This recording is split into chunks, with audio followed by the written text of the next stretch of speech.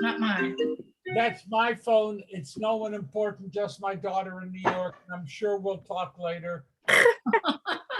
Thank you for your She kind frequently singing calls to when me. she knows he's teaching his daughter. Yes, we hope it I was find that very personal. strange unless it's an I get there's a emergency. little bit of talking back. Doris, you're talking and we can all hear you. I'm not speaking, I'm not talking. I think.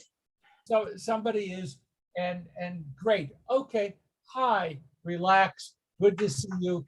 Hello. Jim, you have a program tonight. I do. The movie is called The Wife, and I know that's a role many of you have played. And you'll recognize yourself in the Glenn Close character, who plays the long-suffering wife of a Nobel Prize winning author. Only things are not what they seem, and we learn how different they are through the course of the movie. It's a family drama. They have 2 adult children, plus a lot of baggage from their own relationship going forward or going back decades. It's really telling, really well written, really well performed. Jonathan Pryce plays the husband. It's a lovely film, really smart. And I'm sure there's lots to talk about. And I hope you can join us.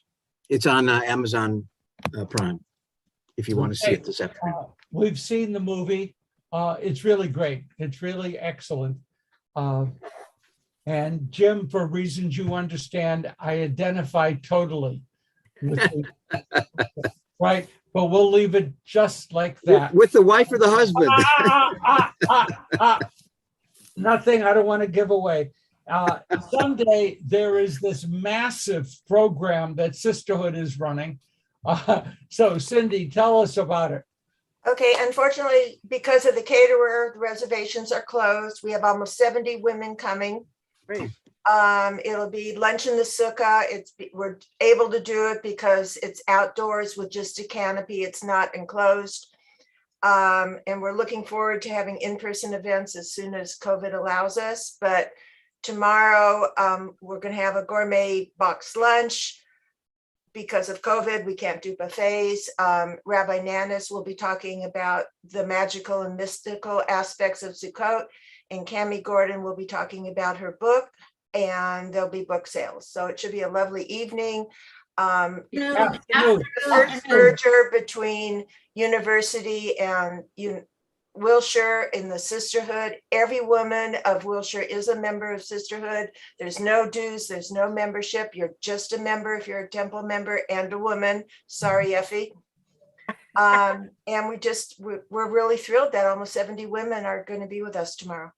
It's awesome. It's absolutely awesome. It's wow. I hope it's the first of many like that. Hi, Mona. Good morning. I just wanted to say that unfortunately I can't come tomorrow because I have a conflict, but I read Cami Gordon's book and it's very magical and poetical and it captures the spirit of young love. I highly recommend it. What's the name of the book? Poetry of Secrets. Okay. It's about right before and during the Inquisition, about what a young Jewish girl goes through. But a lot of detail, a lot of information. It's really a fascinating book. Thank you. Okay, so anyway, If you're not going to come tomorrow, you could get it on Amazon. Oh, I already got it a long I'm gonna time order ago. it. And I got Cami to inscribe it for me, but it's Okay. a delightful, a wonderful read. okay, we're going to move ahead a little bit now. I'm going to ask a favor, and if you want to flame me after class, that's totally acceptable. That is to say, flame in the sense of not burn me alive, but it could mean that, Inquisition, but in the sense of criticizing what I say. It's really important. We have a lovely growing group of people participating, and it's terrific. Need to remind everybody that we need to give everybody a chance to speak a little bit. We need to keep our comments brief, really brief, so that we can move forward with the text and so that others may have a chance to speak as well. Did I receive any mild indications of discomfort? Yes. And I'm just conveying basically what folks are asking, and I think it's reasonable. Okay, so everyone, I mean, please don't stop me from talking, but you know, to keep everything else running well and smoothly. And your comments are brilliant, and I'd love to have them. And sometimes people like Lynn Wertheimer send me postings that are absolutely exciting, and I thank you for that last one. I didn't know whether I was uncomfortable or thrilled. I was both. But in any event, thank you for that. So Sukkot is a happy festival, right? It is a happy festival. Vahayitem ach sameach. Be really happy. That's the order of the day for Sukkot, and that's exciting. But last night, and Hannah Gold will tell you, I was up to past 2 o'clock in the morning going over this stuff. The only reason Hannah knows it is that she was up at the same hour, which, you know, she and I have to talk about because that's wrong. I can understand why I was right up. But in any event, there are dark overtones to Sukkot. And we usually ignore them. This week, we should be studying the special Torah readings for Shabbat Chol HaMoed Sukkot, the Sabbath of the intermediate days of Sukkot. That's what we should be studying. Exodus 33:12 to 34:26. I only said that so Effie will know I really did look. But in that special Torah reading, Exodus 33, only verses 23 and 24 mention Sukkot. And the rest of it is just there to fill up space so you can have aliyahs. That's it. So, and those 2 verses only say we should have Sukkot, the festival. 2 lines over and out. Then we're also reading a special reading, Effie, Numbers 29, 23 to 28. That's the other part of it. And that's simply the ritual calendar. It lists all the festivals, and in the middle of it, it properly lists and talks about Sukkot. So the Torah reading, the same Torah reading every year, Shabbat Chol HaMoed Sukkot, adds very little to our understanding of the Chag. I mean, so the Numbers tells us which sacrifices to bring. I mean, that's lovely. But we do a special Megillah reading on Sukkot Shabbat. What is that? What is the Megillah that we read along with Haftarah and everything else? We read a special Megillah. There are 5 Megillot in the Bible. Some of us studied these a few years ago. Cindy, you got? I'm not hearing him, sir. No, I was just acknowledging that Sisterhood studied with you. Yeah, I forgot to mention that we studied with Sisterhood. My bad. Okay, yes. So we read the book of Do Everything, Turn, There is a Season. Yes, thank you. I'm really glad there isn't a cantor on the call. That makes it easier. We read Ecclesiastes. Now, Ecclesiastes has its darker tones, right? We know that.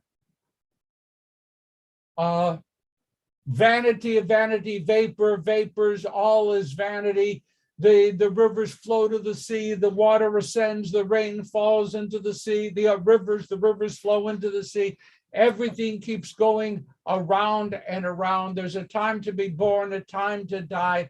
It is a Greek circular view of existence with no breakout point. Of making of books, there is no end, and the rich man dies, and the poor man dies, and the learned person dies, and the ignoramus dies.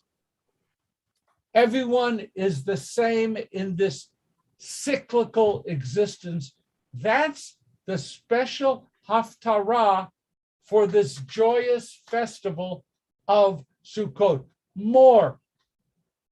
Anyone know what the haftarah is to be read during Shabbat Chol HaMoed Sukkot, the Sabbath intermediate day of Sukkot? Isn't it Ezekiel? It is Ezekiel. It is Ezekiel. A special prize goes out tomorrow. Ezekiel 38:18 to 39:16. Now, just for the fun of it, and I only have this in the Plout commentary.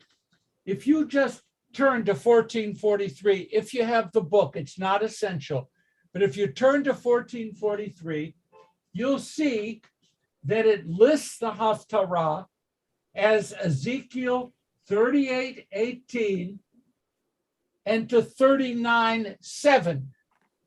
It cuts out 9 verses from the traditional haftarah.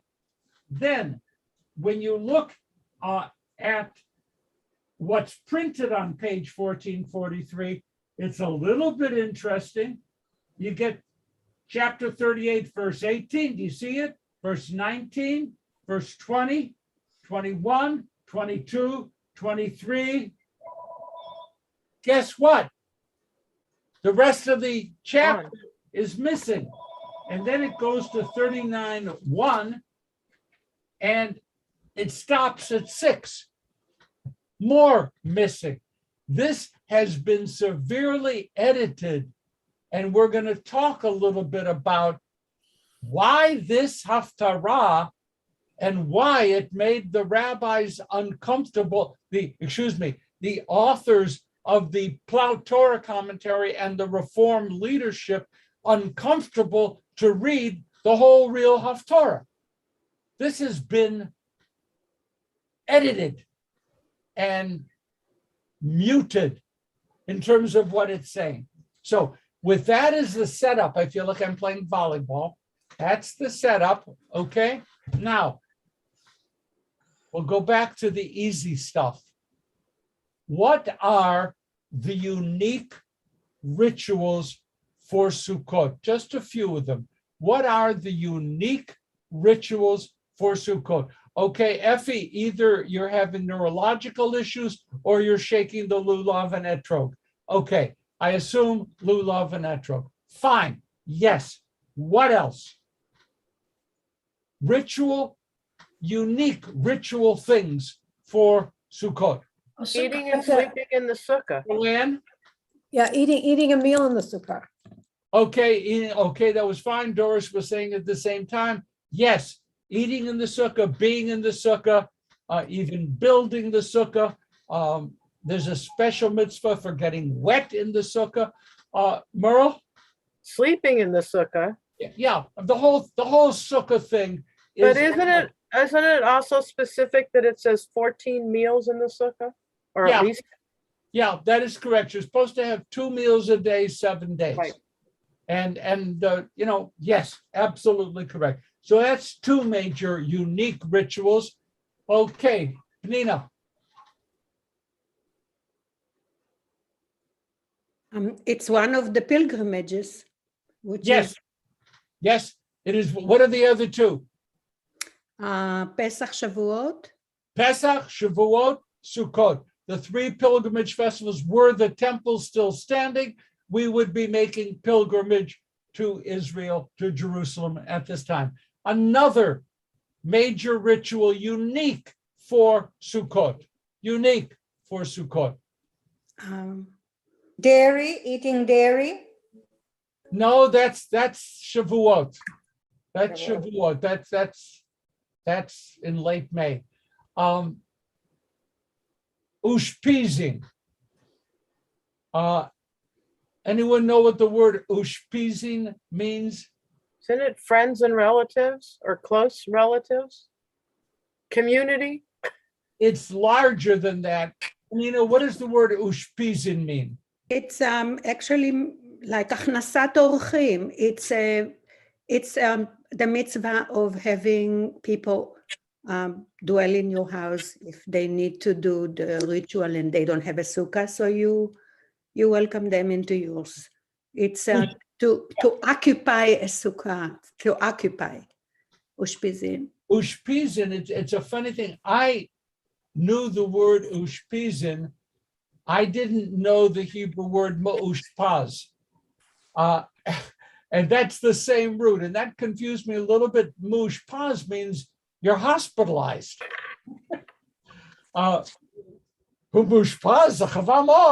You know, somebody is hospitalized, and ushpizin is the welcoming of guests. And sometimes we welcome deceased guests, Abraham, Isaac, Jacob, and King David. Eliyahu can come if he's not too worn out from Pesach, and we have ushpizin. But the mitzvah is you have to have guests, and there are all kinds of good reasons, and they have beautiful decorations and posters, and there's a whole female list of guests to invite in. Ruth Bader Ginsburg got invited to thousands of Sukkot this year. Really, it was a really big thing, and that's great. I had a little bit of yearning. I cannot build a sukkah. Our mirpeset, our porch, is directly under the one above us. There's no way to have a sukkah that is open to the skies. So I helped our son, Ron, build his sukkah, and then Risa and I invited ourselves over there every night to be able to, have him feed us as his guest. But across the way, in the set of private apartments, somebody built a sukkah, and it was delightful to see. And I want to assure you, I did not go over, knock on the door, and ask to be invited in. But I can also assure you, I almost did, because it's right there, right next door, and I would love to. But I'll have to find out who these people are. Okay, so these are the unique rituals. Okay, now the point of it all. The next one deals with rain. What is the unique connection between Sukkot and rain? R-A-I-N, rain. Cindy? If you don't make the pilgrimage to Jerusalem, you'll have no rain and your crops will die. Thank you, God. Yes, that pretty much puts us out there. Merle? The shaking of the lulav and the etrog can sound like rain coming down. Now, I heard the same presentation, right, Merle? We learned that the same place. And I had read it somewhere also. Okay, so that apparently when there's a whole bunch of people shaking the lulav, you should be hearing the sound of rain. Raindrops are falling on your, okay? So it's supposed to be there. Fine. However, there's more. Penina. That didn't hear you. Aravot, when you do that ceremony with aravot. You do it with the willows, but there is a ritual which absolutely none of us have ever participated in. It's called Simchat Bet HaShoeva. That's right. Simchat Bet HaShoeva. What is that? Yeah. It is the joy of being present for the drawing of water. What?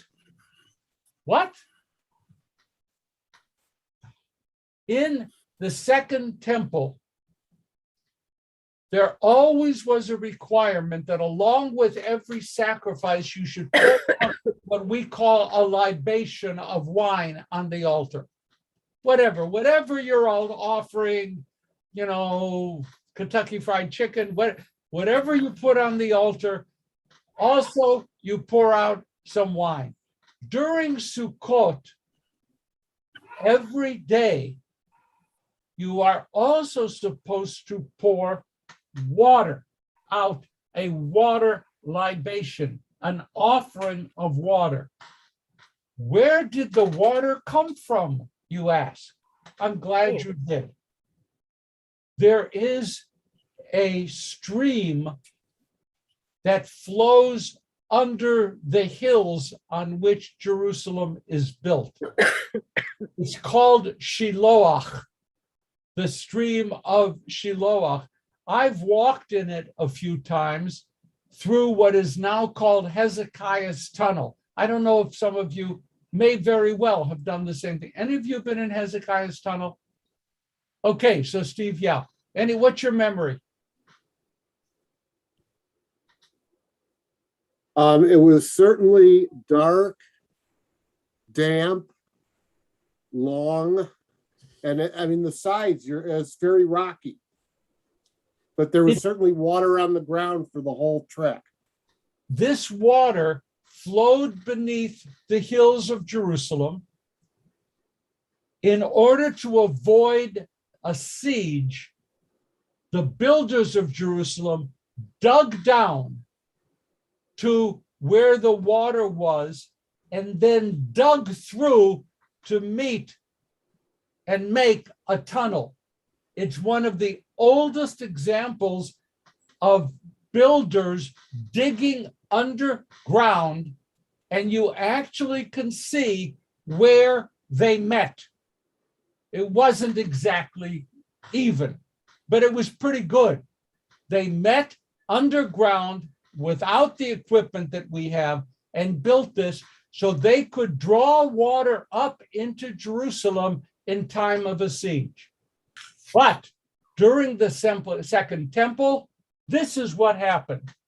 The priests would go to this pool of Shiloach and fill a golden flask and bring that flask up to Jerusalem, up to the temple, and in the morning, pour it out on the temple. That's not on the altar, not enough.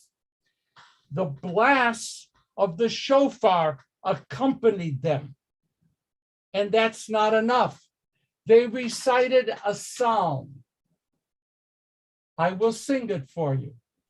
Ushavtem mayim bisason mimaynei Yeshua. You shall draw waters. Shavtem mayim bisason. You shall draw waters happily from the wells of salvation.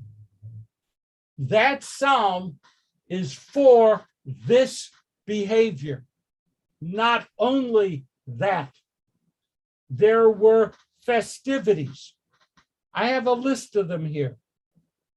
They lit a huge menorah in the temple. And that menorah specifically, this is a little bit uncomfortable, was fueled by the burning of the used clothing of the priests and Levites. This was the only way they could dispose of it. Once a year, the burnt clothing became the fuel for these gigantic fires in the menorah, which illuminated Jerusalem. So now what do you have? You have golden flasks, you have shofar blasts, you have this incredible flame. You have a statement in the Talmud, quote, one who had never witnessed the rejoicing at the place of the water drawing, Simchat Beit HaShoeva, has never seen true joy. This was the most fabulous thing.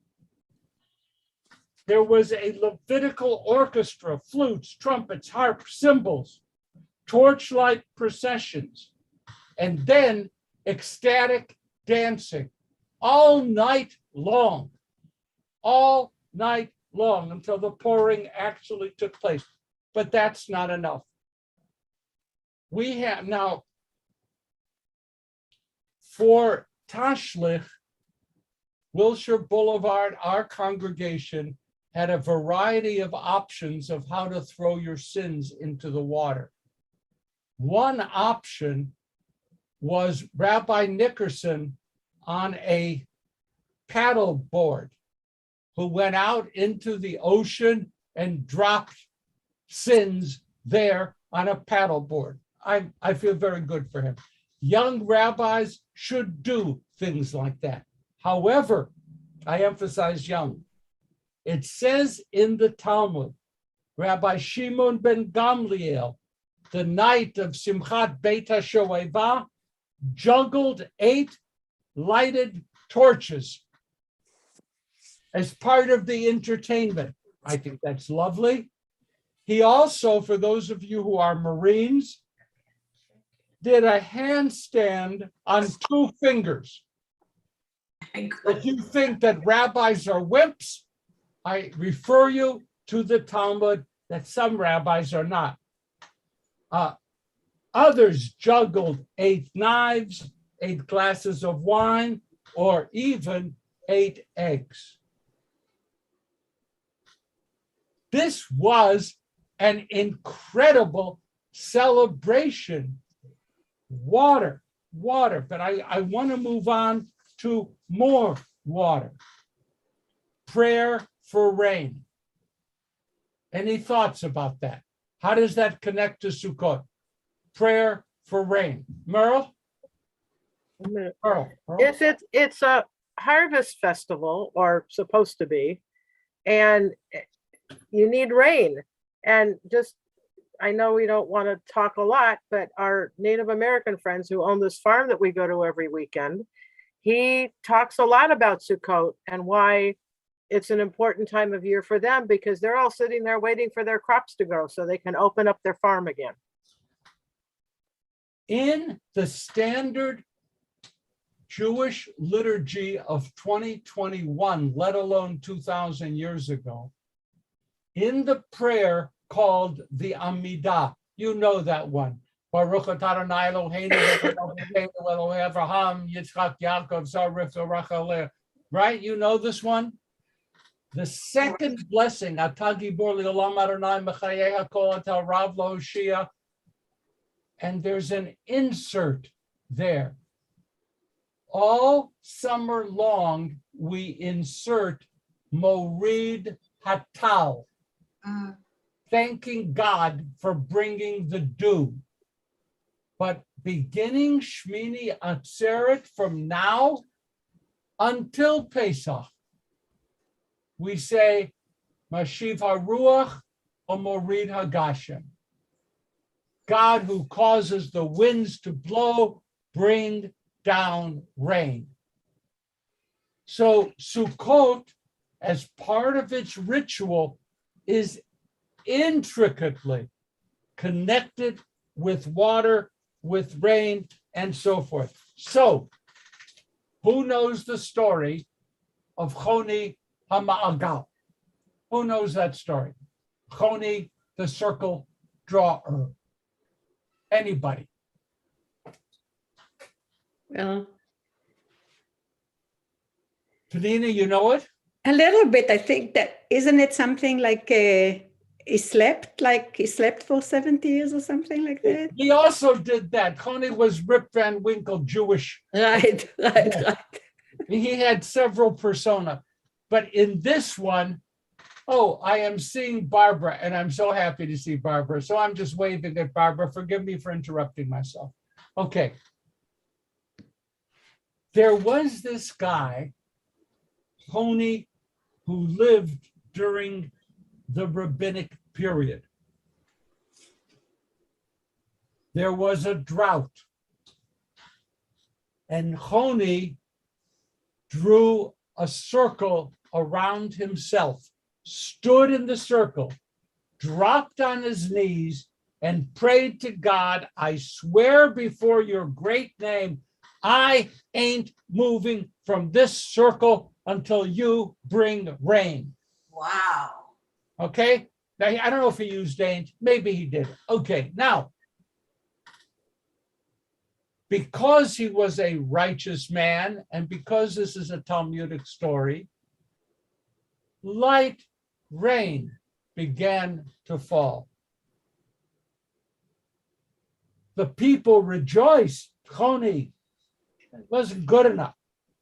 So still in his circle, he lifts his head to God and says, you know, I prayed for rain that's going to fill the cisterns, that's going to fill the irrigation ditches, and you gave me what? Enough to stain the windshield of my car?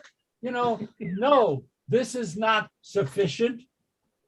Now, the sprinkle then turned into a torrent, and the cities flooded. The people ran from the temple. Choni stayed in his circle, and he looked up at God. God, I prayed for rain of blessing, not for rain of destruction. Fix it. Then it began to rain gently, firmly, and the people rejoiced. Beautiful story. The story of Choni HaMa'agal, by the way, Jim, I don't know if you're still here. Jim, it's great it would be a great movie. But Choni the circle, what's going on with rain, with water, and Sukkot? What's going on with rain in the prayer book, rain in so many places in Jewish liturgy, tradition, and teaching? What's happening? What do we have? Okay, please, Kevin.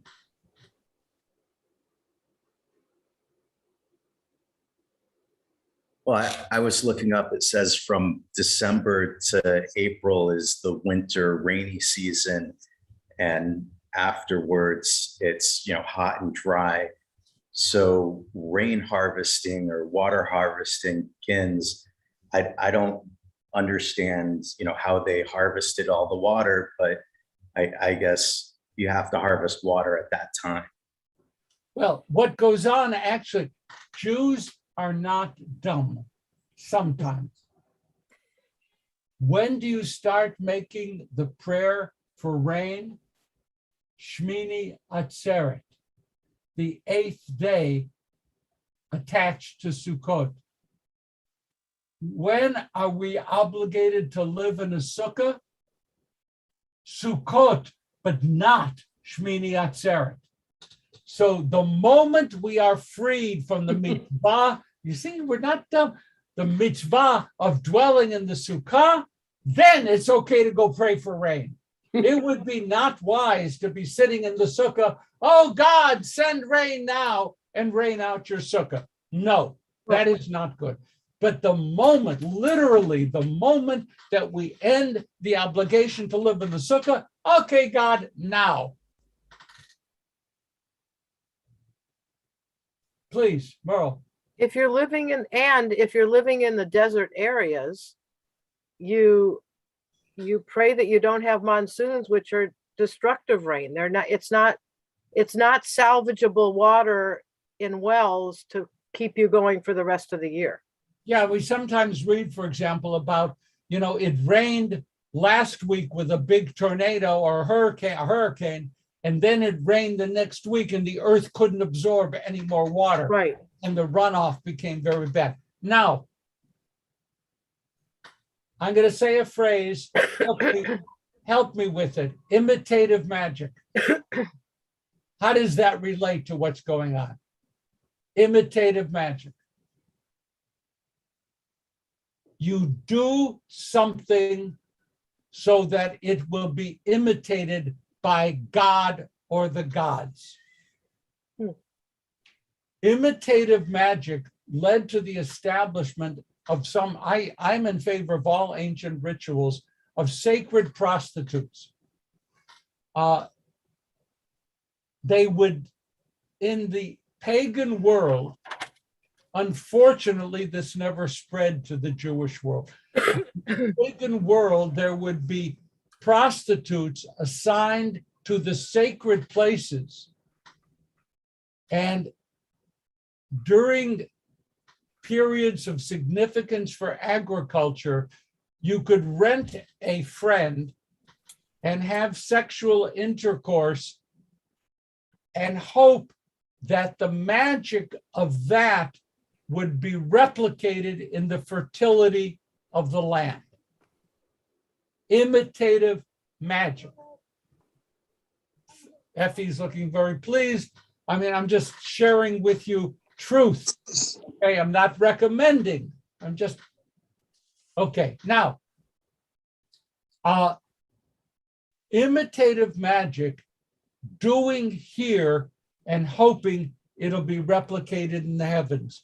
So what's the point of the priest pouring water every day? What's the point? Do you see the imitative magic?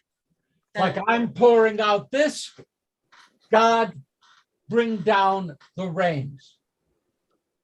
What do you think of the Choni story? By the way, very problematic. What do you think of the Choni story?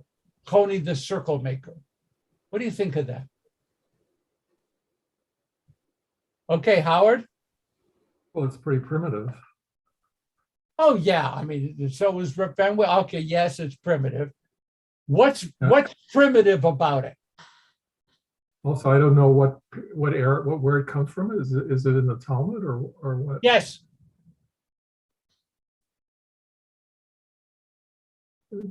Okay, I say Susie.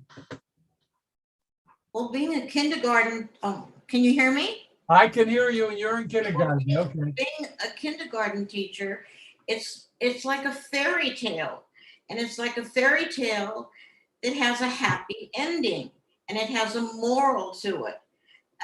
If you pray and you pray hard enough, and you believe in God and you talk to God, very likely what you're praying for will happen. I said very likely, like a fairy tale.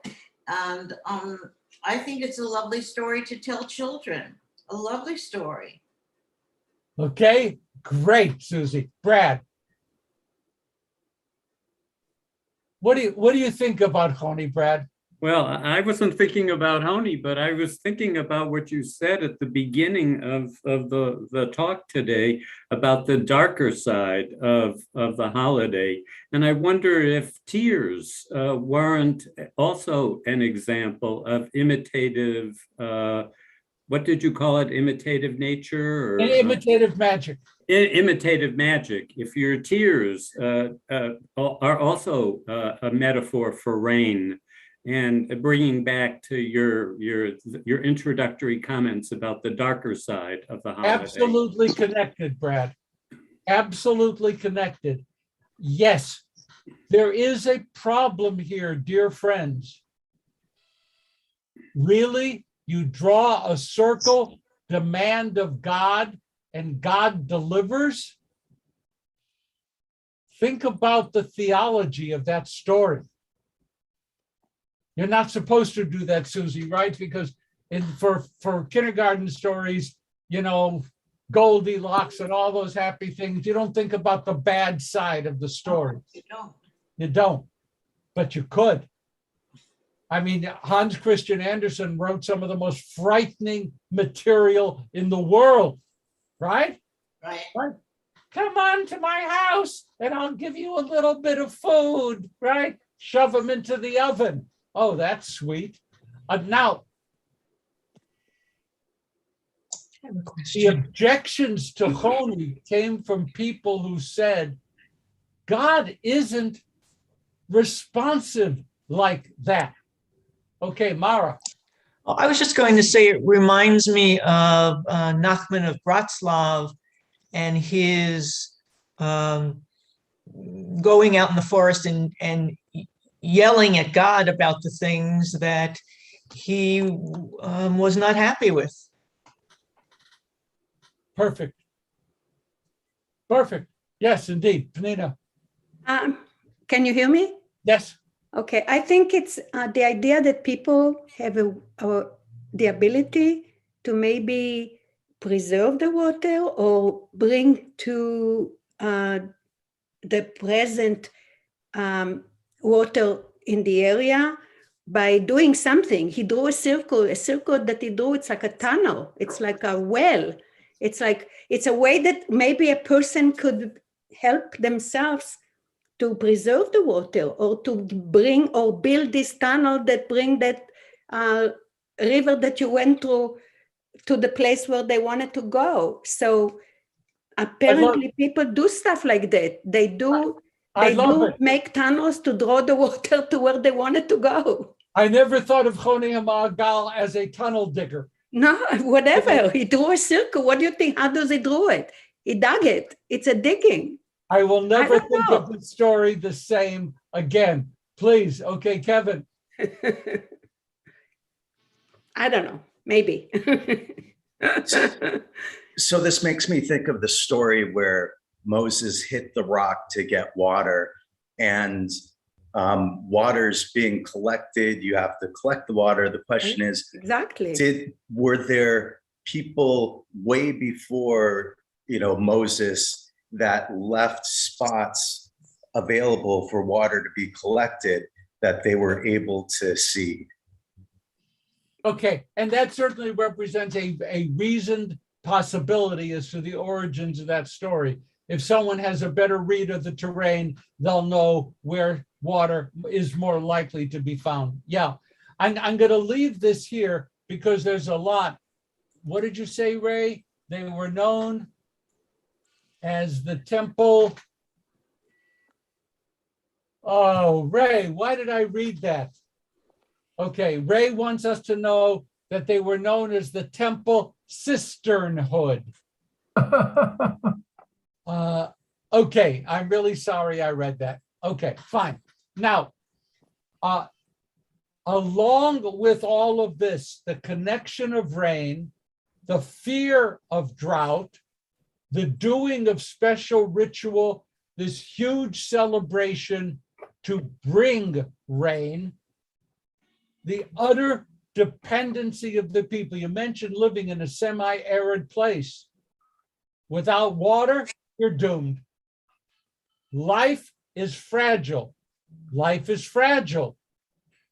Book of Ecclesiastes. Life is fragile. Absolutely.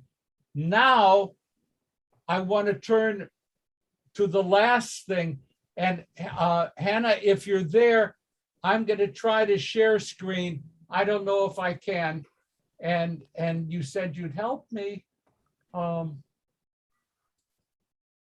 are you there? Hannah. Yes, I'm here. Oh, okay. I would like to have the right to share screen. You should be able to. Okay. And I'm going to try to share screen this. And if it fails, it fails. Oh,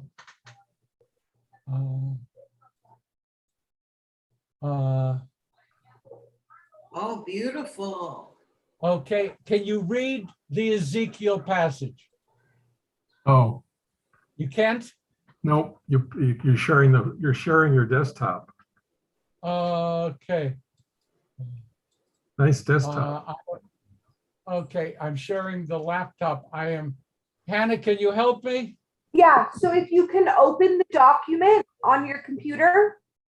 Okay, going back, opening the document on the computer. Okay, I did.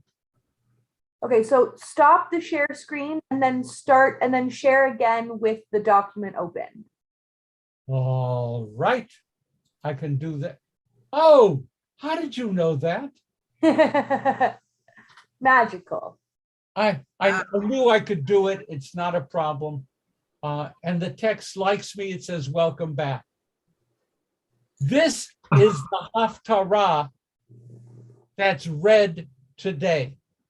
When I said dark underbelly of the Sukkot celebration.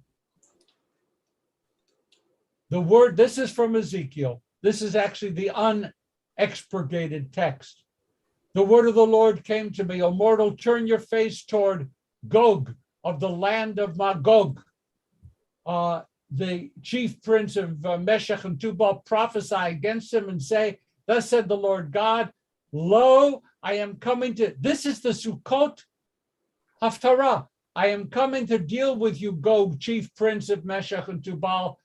I will turn you around and put hooks in your jaws and lead you out with your army horses, horsemen, all of them clothed in splendor, a vast assembly, all of them with bucklers, shields, wielding swords. Among them, and they named the surrounding nations of Israel.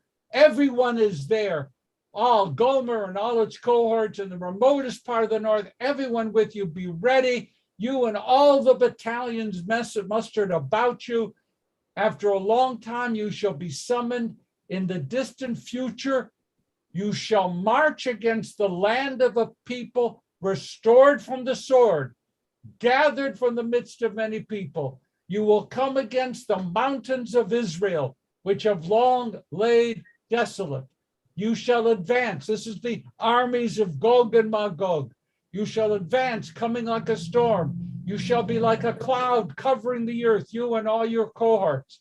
Thus said the Lord God, on that day a thought will occur to you. You'll conceive a wicked design. You will say, I'm going to invade a land of open towns. I'll fall upon a tranquil people to take spoils, seize plunder, turn your hand against them, destroying the country, taking everything.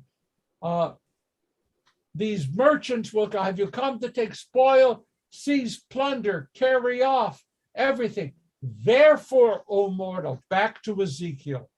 God is saying to Ezekiel, say to Gog, thus said the Lord God, surely on that day when my people Israel living secure, you will take note and you'll come to attack them on horses, a mighty army. You will advance against my people Israel like a cloud, happen on a distant day, and I will bring you to my land. I will manifest my holiness through you. Thus said the Lord God, you are the one I spoke of in ancient days through the prophets of Israel. On that day, Gog will set foot on the soil of Israel. My raging anger shall flare up. A terrible earthquake, the fish of the sea, the birds of the sky, the beasts of the fields, creeping fields, every human being shall quake. Mountains shall be overthrown, cliffs shall topple, walls shall fall. I will summon the sword against him, and every man's sword will be turned against his brother. This is against Gog and Magog. I will punish him with pestilence, with bloodshed, torrential rain, hailstorms, sulfurous fire. I will manifest my greatness and my holiness and make myself known. I will deal with you, Gog. I will deal with you. I'll turn around and drive you out, drive the bow from your hand. You shall fall on the mountains, you and your battalions and everything. Your bodies will be food to the carrion. I will send a fire against Gog and Magog. I will make my holy name known. This is the day that I decreed. Instead of firewood, when this war is over, people will gather up the weapons of the dead soldiers and to use them. And the end, I will assign to Gog a burial site here in Israel. Happy Sukkot.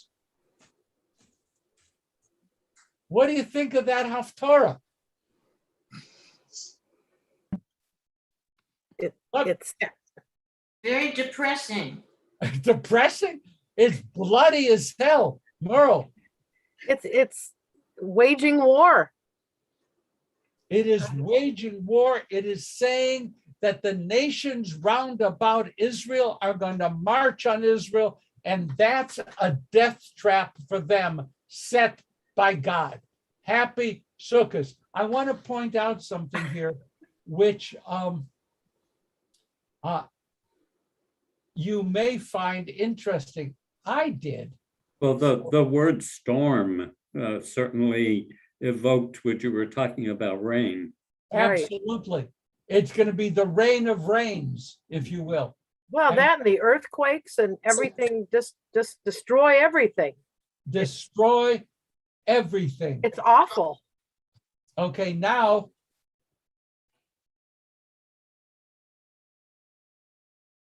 if I get this verse right, you'll be able to check it, chapter 38, verse 23. 38, verse 23. If it ever happens that you choose to look at it. And let me see, it's an unnumbered text here.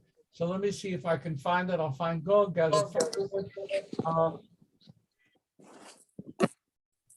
Okay. It says, I will manifest my greatness and my holiness and make myself known to many nations.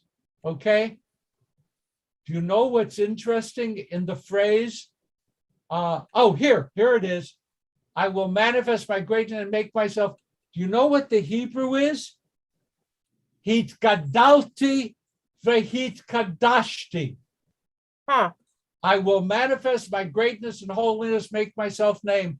The Kaddish phrase, Yitgadal v'Yitkadash, is lifted from this haftarah, from this writing of Ezekiel. Hitgadalti v'Hitkadashti. If I put it into the Aramaic of the Kaddish, Yitgadal v'Yitkadash. Now,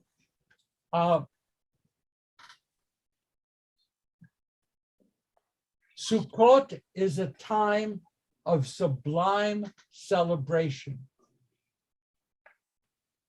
But undergirding all of that is the message of Ecclesiastes.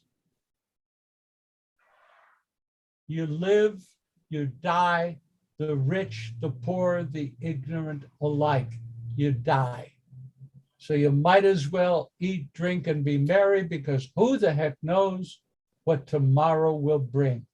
The Haftarah speaks of you can be settled, you can be comfortable, but before God's kingdom will be established, the enemies of Israel will surround it and come at it with a devastating blow. And at that point, God's name will be sanctified and glorified, and the enemies of God will be wiped off the face of the earth. If we had time, we don't, I would talk a little bit about who Gog and Magog are, who they were. I want you to know that their names end up all over Christian apocalypse. The little bit that Ezekiel said here has a profound influence in Christian apocalyptic literature. I want you to know that Magog is mentioned for the first time in Genesis chapter 10. Gog is originally described as Gog of Magog. Later stories talking about the end time speak about Gog and Magog as if they're two separate people. The promise is enjoy the goodness of the season, but know that evil has not been obliterated from the earth, and that battle will come. So when we think about the message of Sukkot and all of its joy, there is an element of reality here which we just ignore. And today, because the Torah portion was not creatively significant, I thought I'd share that with you. Any comments before we end? Please, Penina. It reminds me of 1948. How many nations came up against Israel? 6 nations. Yep. And we persevere. And since then, how many times nations around us tried and tried and tried again, and we're still not done. And it's going on till today, and it's very sad. And the world is not we learning. could say that in describing the 48th war, some Israeli poets described it as Gog and Magog. Gog and Magog. Ray? I kept thinking during the discussion of the thematic overlap between this and, quite famously, the 23rd Psalm. Particularly, I set a table before thee in the presence of your enemies. And this seems absolutely coming from that same conflict and dichotomy. I thank you for that. We're going to do Kaddish now. I love Sukkot, but it is a much richer festival than we normally give credit for. And I just wanted you to sample that today. It's not an upper, if you will, but it's there. Judaism is real world tradition.